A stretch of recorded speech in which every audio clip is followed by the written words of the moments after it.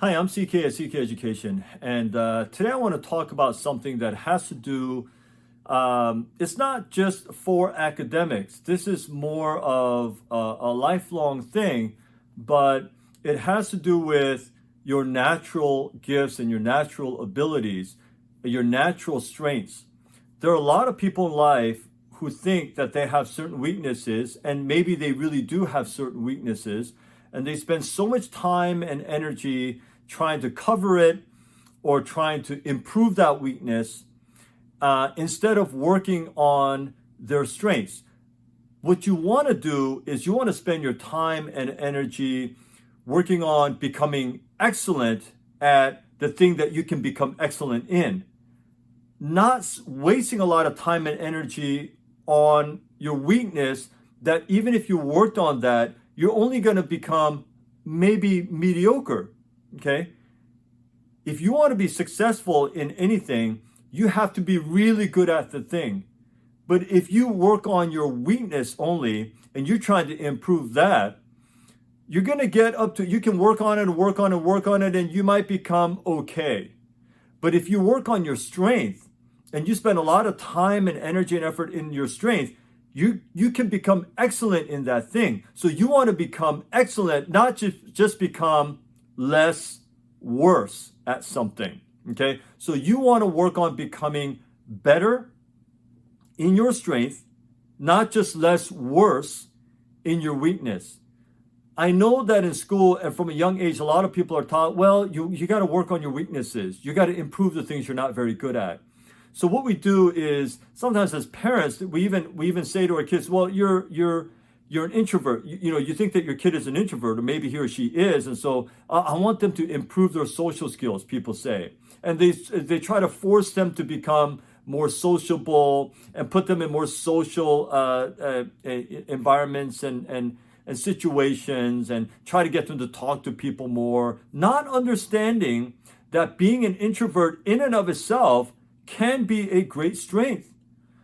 People who are really weak in math, but are excellent in writing and reading. And I understand for academic purposes, sometimes, of course, you have to work on the weaknesses, but in general, in a more general sense, if for school, you want it, you can't just say, well, I'm not good at math, so I'm just going to flunk math and I'll just do good in history or English. I mean, you can't do that. You got to work on every subject, okay? However, in life, generally speaking, if you're not a math person, math has always been difficult, you hate it, you're not very good at it, you don't want to go to college and you don't want to go into your career thinking, well, you know what, I'm going to work on my weakness and I'm going to keep working on that thing. That is going to be a big waste of time and you're not going to enjoy it. You're not going to be very good at it because there are plenty of people who are excellent in math, who are going into math, and they're just going to crush it. And you're going to get crushed if you're in that lane.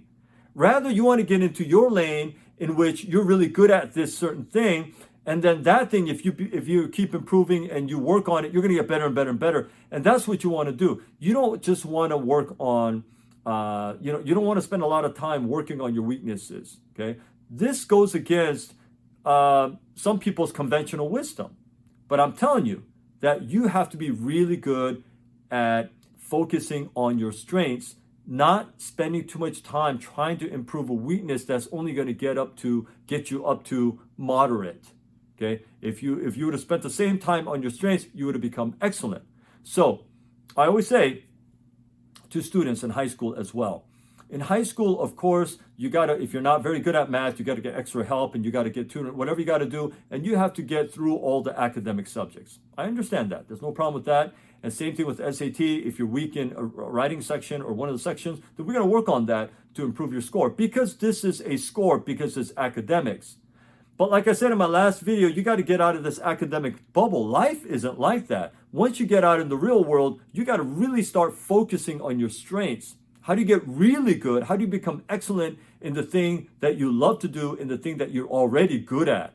And that is what will lead to your success in your career outside of school, because school is not life. Okay, when you go out there in the real world, in real society, in the real marketplace, we're not talking about grades anymore. Okay, it's a different kind of thing. So it's so important. Work on becoming excellent rather than just less worse at something. I'm CK at CK Education. Thanks so much for watching. And until my next video, I hope you stay well.